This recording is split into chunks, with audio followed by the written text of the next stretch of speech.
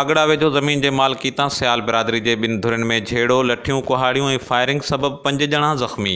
अगड़ा वेझो महबूब कलोड़ो थाणे जे हद में ज़मीन जे मालिकी तां सियाल बिरादरी जे ॿिनि धुरनि में झेड़ो थी पियो। झेड़े में लठियूं, कुहाड़ियूं ऐं फायरिंग सबबि ॿिन्ही धुरनि जा 5 ॼणा मोहम्मद मिठल सियाल, नसीर अहमद, नादिर अली, मोहम्मद बख्श ऐं रज़ा मोहम्मद सियाल ज़ख़्मी थी पिया, जिन खे पुलिस लेटर ॾियण बाद अगड़ा जे इस्पताल में आणे तिबी इमदाद ॾिनी पई वञे। इस्पताल में मौजूद हिक धुर जे इरशाद सियाल Kaavish digital media reporting team खे ॿुधायो त हुननि कुझु साल पहिरीं मेवल सियाल खां ज़मीन ख़रीद कई, जंहिं ते हर साल फ़सुल पिड़काईंदा अचनि था। हुन ॿुधायो त अॼु मुख़ालिफ़ धुर जे वज़ीर सियाल ऐं संदसि साथियुनि ज़मीन ते कमु करण खां मने कंदे खेनि ज़मीन तां निकिरी वञण जो चयो। मने करण तां हुननि हमलो करे ॾिनो, जंहिं जे नतीजे में संदन 3 ॼणा सख़्तु ज़ख़्मी थी पिया आहिनि। ॿिए पासे महबूब कलोड़ो पुलिस राब्तो करण ते Kaavish digital media reporting team सां ॻाल्हाईंदे ॿुधायो त ज़मीन जे मालिकी तां ॿिन्ही धुरनि में झेड़ो थी पियो आहे। ॿिन्ही धुरनि जे ज़ख़्मियुनि खे पुलिस लेटर ॾेई इलाज लाइ इस्पताल रवानो कयो आहे। इलाज बाद ॿिन्ही धुरनि जा बयान वठी वाक़े जो केस दाख़िल कयो वेंदो।